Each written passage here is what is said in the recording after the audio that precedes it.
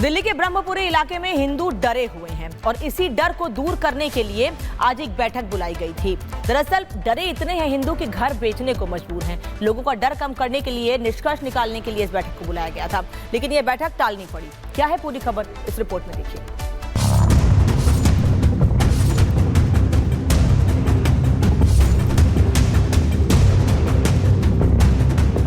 ब्रह्मपुरी में लोगों को डर लगता है। लोगों का ये भय वहां घरों के बाहर लगे पोस्टर के रूप में नजर आ रहा है।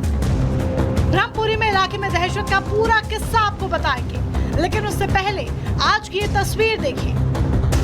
बैठक लोगों में खौफ कम करने के लिए बुलाई गई थी। उस पर चर्चा विचार विमर्श के लिए था, लेकिन बैठक को टालना पड़ा। दिल्ली के ब्रह्मपुरी इलाके में बदलते डेमोग्राफी को लेकर के एक बैठक जो है वो यहाँ पे होने वाली थी, लेकिन बैठक को फिलहाल टाल दिया गया है। ये जानकारी मिल रही है आपको साफ तौर पर। अगर हम ब्रह्मपुरी के गली नंबर 10 के मौनी बाबा मंदिर की आपको ये तस्वीरें दिखा रहे हैं, जहाँ पे भारी पुलिस बल को तैनात कर दिया गया है। लोग भी यहाँ पे पहुंचे थे, लेकिन माहौल जो है वो तनावपूर्ण ना हो, इसे लेकर के फिलहाल जो जानकारी मिल रही है उसके अनुसार इस बैठक को टाल दिया गया है। देखिए, ये जो बैठक थी जो यहाँ के लोगों ने रखी थी, केवल लोगों की बैठक थी यहाँ पर, जिससे यहाँ पर माहौल खराब ना हो, सब शांत रहे, लोग पलायन न करें। पैनिक बना हुआ थोड़े क्षेत्र में, आराम से लोग रहें, ये विषय था। अपनी सुरक्षा को लेकर डिस्कशन मीटिंग थी, जिसमें डिस्कस करना था कि भाई हम डरे नहीं, प्रशासन हमारे साथ है। और आज जो दिल्ली में सरकार है वो बिल्कुल मजबूत सरकार है, इसलिए कोई डरने की आवश्यकता नहीं है। पूरा मामला मस्जिद निर्माण और उसकी फंडिंग से जुड़ा है। अल मतीन मस्जिद का विस्तार किया जा रहा है, तो हिंदुओं के दिल में इस बात का डर है कि अब उनका यहाँ रहना मुश्किल हो जाएगा।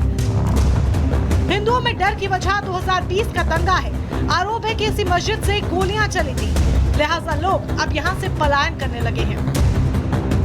इलाके में रहने वाले हिंदू परिवारों के पास घर बेचकर जाने के अलावा और कोई रास्ता नहीं बचा, तो उन्होंने घर बिकाऊ है वाले पोस्टर्स अपने घरों की दीवारों के बाहर चस्पा कर दिए। पोस्टर ब्रह्मपुरी के गली नंबर 12 में कई घरों के बाहर लगा दिए गए हैं। हालांकि लोगों को हर तरह से सुरक्षित रखने का आश्वासन दिया जा रहा है।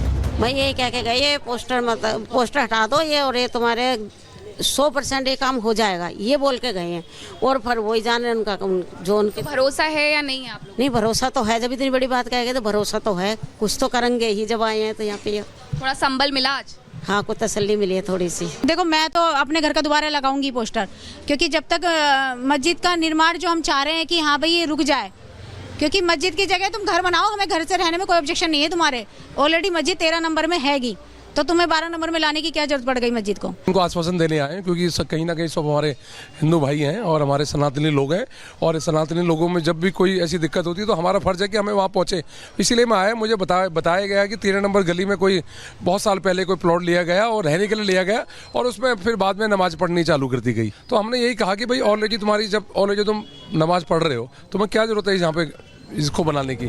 इन गली मोहल्लों में रहने वालों का कहना है कि मस्जिद के पास शिव मंदिर है, जिसमें हिंदू परिवार भजन कीर्तन करते हैं, लेकिन अगर मस्जिद का गेट शिव मंदिर की तरफ खुलेगा तो इससे दोनों पक्षों के लोगों को परेशानी होगी, और ऐसे में दोनों पक्षों में विवाद भी बढ़ सकता है। Bureau report, Republic Bharat.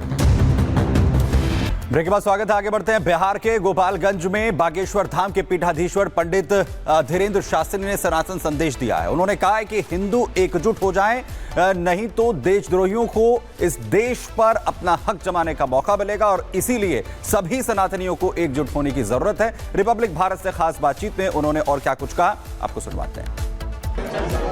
तो रिपब्लिक भारत पर इस समय पंडित धीरेन्द्र शास्त्री हैं। बाबा बागेश्वर का इस समय दिव्य दरबार गोपालगंज में लगा हुआ है, और इस समय बाबा बागेश्वर को लेकर चर्चाएं पूरे देश भर में है। सबसे पहला बयान बाबा बागेश्वर का, बिहार से हिंदू राष्ट्र बनाने की आवाज उठेगी, जिसकी चर्चाएं जोरों पर है। आपको ऐसा क्यों लगा?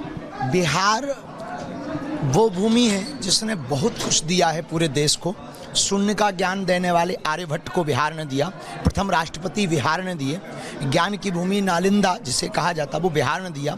मैया जानकी भक्ति माता है वो बिहार ने दिए। और तो ठीक है, सुश्रुत जो सर्जरी के जनक हैं वो भी बिहार ने दिए।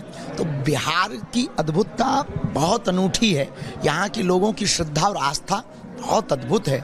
हमारा मानना, हृदय का मानना, हमारी भावनाओं का मानना और पूर्ण रूप से हमारा मानना है कि हिंदू राष्ट्र की आवाज़ अगर कहीं से बुलंद होगी तो भारत में बिहार से होगी।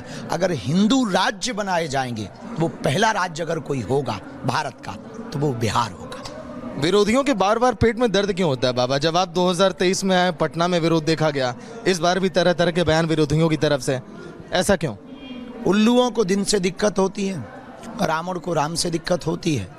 इसी प्रकार वर्तमान में कुछ लोग ऐसे हैं जिन्हें राम कथा से दिक्कत है। पर हम जैसे को तैसा जवाब देंगे, न झुकेंगे, न रुकेंगे, न मुड़ेंगे। हम बिहार के लिए आए हैं, हम सनातन के लिए आए हैं, हम हिंदुओं के लिए आए हैं, हम देश में हिंदू एकता के लिए आए हैं। और हम उनके बयानों से बहुत ज़्यादा विचलित नहीं हैं, न जिंदगी में हो भी सकते हैं। अगर वो ज़्यादा करेंगे तो हम उनके ही घर के बाहर तंबू लगाएंगे, उनको जैसे को तैसा जवाब देंगे, लेकिन रुकेंगे नहीं। गोपालगंज की कथा को आपके बिहार के चुनाव से जोड़कर क्यों देखा जा रहा है? विरोधी बड़े परेशान है इस समय।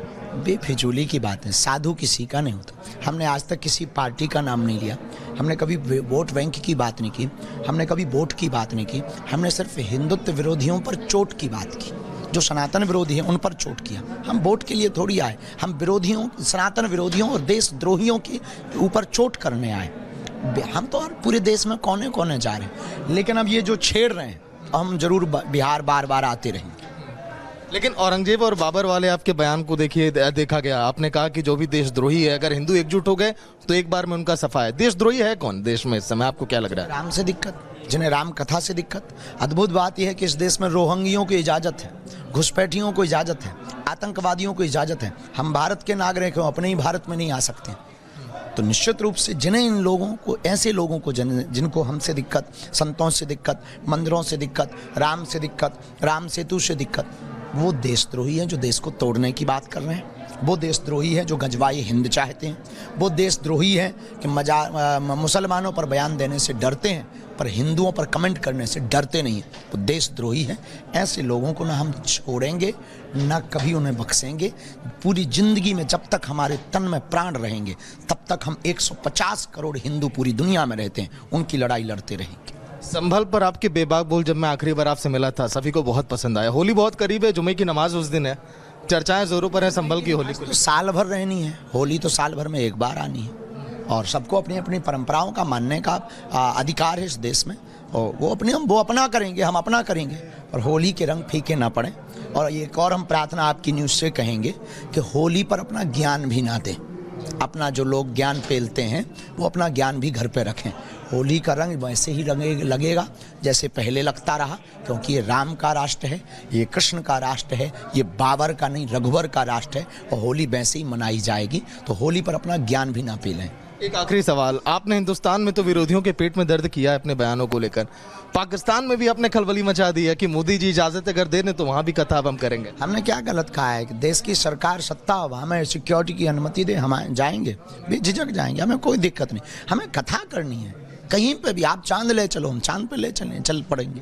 हमें कथा करने में क्या दिक्कत? अपने सनातन संस्कृति, हम शांति की बात करने आए, हम हिंदुत्व जगाने की बात करने आए, हम अपने राम की चर्चा करने जाएंगे। तो कहीं भी कोई बुलाए, बेझिझक हम गए, दुबई गए, ऑस्ट्रेलिया गए, फिजी गए, न्यूजीलैंड गए और लंदन गए। पाकिस्तान जाने में क्या दिक्कत है? स्वागत करें, हम तो तैयार हैं।